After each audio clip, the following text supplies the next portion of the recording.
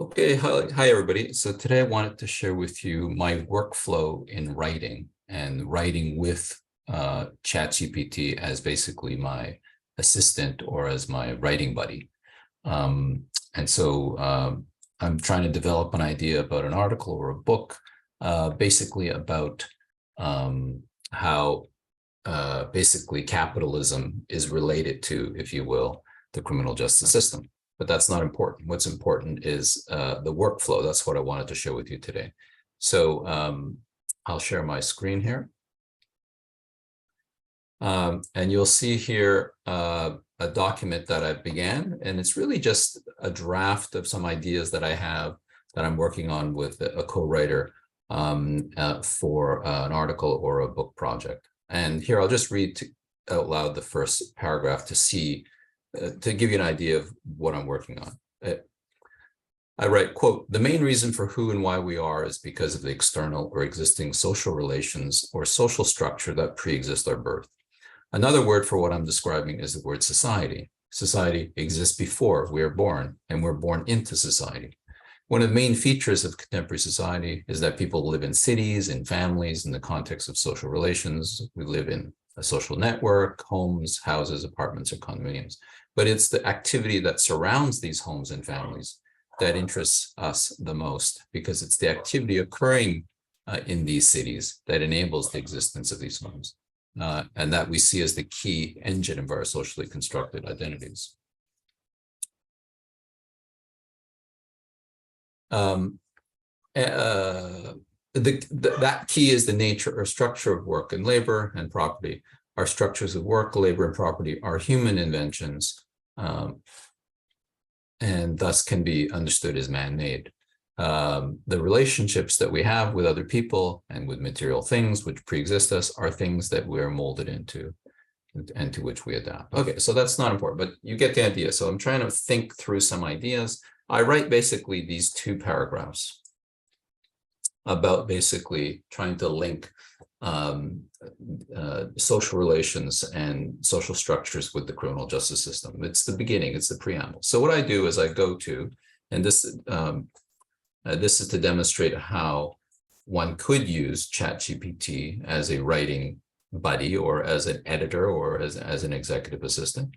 So what I did was I pasted in those two paragraphs here, and I wrote, "Read and comment on this writing." So I'm actually looking for some feedback, right? So I'm writing alone. There's nobody to give me feedback, but I'm wondering if GPT could give me some feedback. So it actually gives great feedback. So here is the feedback. It says, "The passage offers an interesting perspective on the relationship between individuals and society, highlighting the influence of pre-existing social structures and blah, blah, blah. The author argues that society exists before we're born and shapes our experiences through activities and relationships that surround us. The focus on work, labor, and property as key components of social structure is also noteworthy, as these factors are indeed central to how we interact with one another and with the material world." That's great. I mean, that's actually really, I think that is actually interesting, a mirroring of what I've said, right? To hear it said back to me in a different way with different, if you will, diction, different grammar, different sentence structure. So that's very useful. And then I write, "You are a professional editor. Can you suggest edits to improve this passage?" That's even better, right? So first I asked it to comment, and then I asked it, "Can you improve it?" Right? And it actually gives quite a lot of, I'm not going to go through the whole thing, but it gives it quite a lot of, if you will, criticism of the writing. And then it actually tells you, here are some things you can improve to do to improve the clarity of the writing: breaking up the first sentence, clarifying the term society, replacing the phrase key engines with significant role, replaced the phrase molded to fit into with adapt to fit into, so on and so forth. I didn't take all of these into consideration, but certainly it's food for thought, right? So then I made some of those changes. I think I went back to make some of those changes, and then I pasted in again, and I said, "Read and comment on the following writing." So this is the revised part. And then it again gave some similar, if you will, comments and suggestions for writing. And then I said, okay, I didn't really like this response so much. this thing about the fourth sentence, the fifth sentence, I thought that wasn't very useful at all. And I just said, can you rewrite it longer, like a longer passage? And then this is a revised passage where it actually tries to rewrite what I wrote. It's actually, in that sense, this prompt was wrong because it actually tried to rewrite what I had written, which is not what I wanted.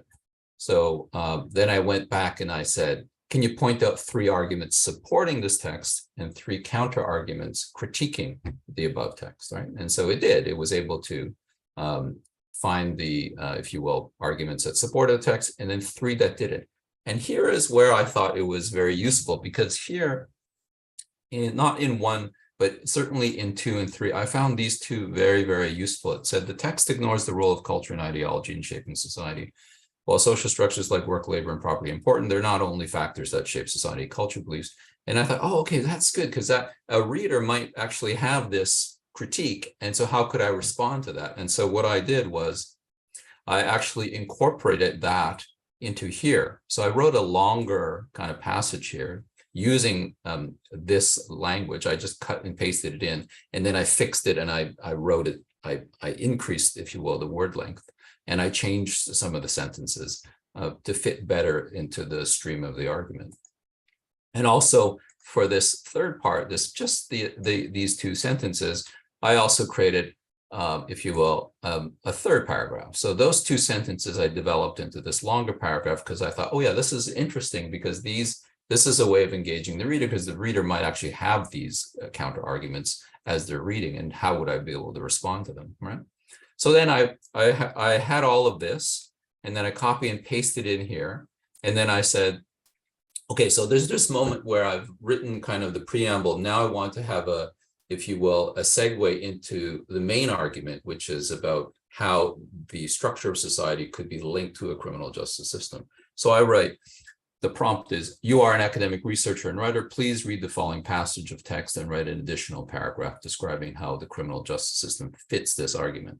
Okay, so it does so. It writes this paragraph. It's okay. It is still interesting. It's good food for thought. I think it wasn't that useful in the end. And so I wrote, rewrite the response in paragraph on the criminal justice system. I didn't really like any of that. Excuse me. And then it rewrote it, and it wrote an additional paragraph. And I think some of this language here I found interesting about talking about, if you will, the biases present in the system. And then also here where it wrote something, where was it, about poverty and then root causes of crime. So let me go back to the original document here. So then I wrote this based on this kind of interaction with the GPT. I was able to write this much longer passage. But what I think is interesting about this, and I'll just make this bigger, is I never mentioned the questions of punishing people of color, particularly Black and brown individuals, nor did I talk about issues around poverty or lack of access to resources. And yet, with many critiques of capital in relationship to the criminal justice system, these are issues that would have been brought up. So it leads me to believe that Chat GPT is, as an academic writer, because I'm saying this is who you are as my prompt, it's referring back to those articles that it would have scraped, right, or that it would have read, and it is injecting that type of critique into this, if you will, into this part of the, if you will, text where I'm asking it to, here, where's the prompt? Where I'm saying, please read the following passage and write an additional paragraph, right, describing how what I wrote could be linked to the criminal justice system, which is what I want to segue to in my next, if you will, the next page of writing, right? Anyway, so I think it's quite interesting. Here we have basically 4 paragraphs, 1, 2, 3, 4, oh, sorry, 5 paragraphs. And clearly, the first 2 paragraphs are things that I wrote entirely by myself, and then asked it to give some editorial direction, which I took some of it I didn't really change much of it. But certainly paragraphs 3 and 4 were very much inspired by what it wrote, because I asked it to provide a counter argument. And so I took those counter arguments and I built those next third and fourth paragraphs out of that. And then in the fifth paragraph, I said, could you help me think about how what I've written already, how it would relate to the criminal justice system? And it provided quite a lot of things for me to think about, which were very kind of in the sense not controversial, in the sense that the critiques of capital are quite, if you will, hackneyed and maybe even boring in that sense. And so I was able to take some of those suggestions that it gave me and incorporate it into this paragraph. And obviously, I'm not going to read out the passage, but I think it reads pretty well as a first draft. It's quite strong, and it's also very clearly written. So I think if you're looking for GPT to help you clarify your writing, it is very good, I think, in doing that. So as the last test, I'm going to copy paste. I'm going to copy that and go into GPT-0. And I'm going to paste that in and see what it says, get results. The text says, your text is likely to be written entirely by a human being. So there's nothing that is identified as machine written. And then if I go, and GPT-0, as we know, is one of the favored kind of AI content detectors out there now. Another one which I prefer is Hive moderation. Clear what I wrote. I'll paste in the text. I'll submit. There. It also, this, I think Hive moderation is the superior detector. It also says it's not likely to contain AI generated text, 0%. So it actually identified three different, it parsed the document into three sections, right?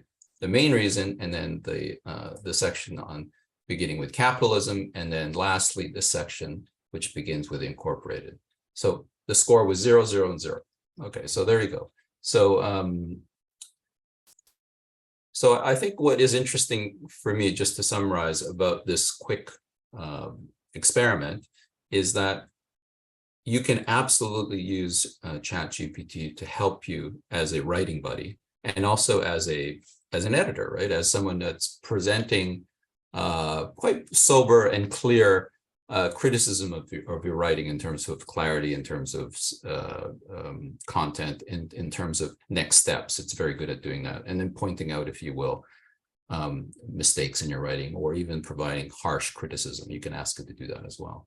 And when you incorporate that the way I have, I'm not just using what it wrote, but I'm using it as a, if you will, what's the word, as a sounding board.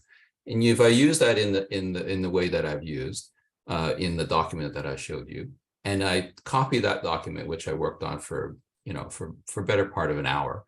I pasted that into the AI content detectors, and both the one that is now understood to be the best, which is the GPT-0, and also the one that I think actually is the best, Hive moderation. Both of these AI content detectors were unable to detect any, if you will, presence of machine written text, even though there was the presence, because there's multiple sentences in there which I would have not entirely changed. I would have just used them as GPT wrote, or I would have incorporated some of its editorial changes.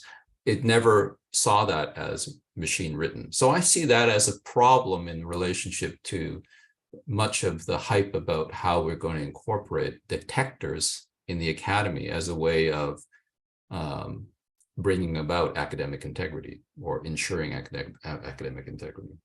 So I think there's two parts to this experiment. One is, I do think GPT is very good as a writing buddy. Absolutely. It's a great editor.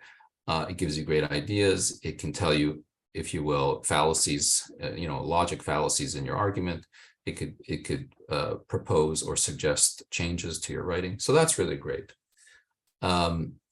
And then there's this other part, which is, I think once you start using it the way I'm using it, and which I believe many people in the future will be using it as, if you will, an aid or a writing buddy, or as an editor, then I'm not so sure if the AI content detectors are able to, if you will, suss out the machine-written parts. And so it calls into question what is the value of AI machine detection in terms of, in this case, in terms of academic writing. So I don't know, that's food for thought. I think there's many unanswered questions, and also academic integrity questions to be asked in the future. Another, I guess, maybe for another video would be citations. Clearly here there's no citations, so it doesn't get into that quagmire of a GPT hallucinating or making up, if you will, citations. But that will be for another video. Okay, I hope that was useful. Thank you, and see you next time.